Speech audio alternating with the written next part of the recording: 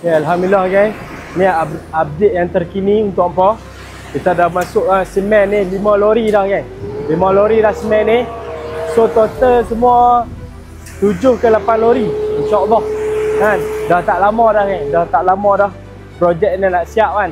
Untuk hampa guys, untuk hampa. 50 kali 50 memang sangat-sangat luas insya-Allah. Hampa tengok punya cantik dah buat. Kami upah kontraktor yang betul-betul profesional. Ha?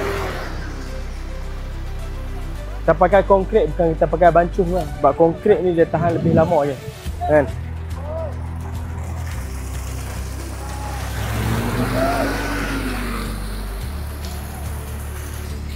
Macam apa tengok tu. Tu tempah khas punya. Profesional punya orang ni mai. Ni bagi betul-betul lincin, betul-betul kemas ni. Kalau dekat cincai tak ada. Ni berhenti. Dah azan kita berhenti sat ni.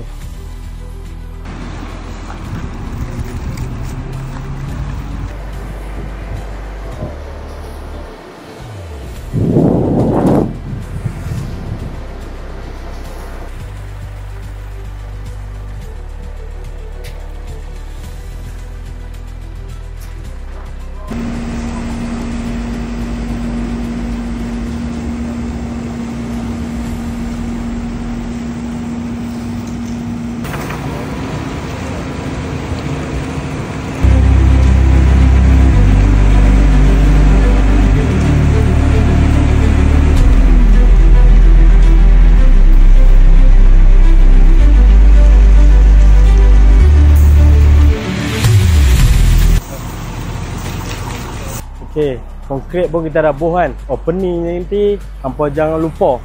Jangan lupa mai support kita. Bila kita nak buka nanti dekat-dekat nanti kita akan update lagi kat hampa nah. Kerja-kerja pun masih dibuat lagi. Mantap lah guys.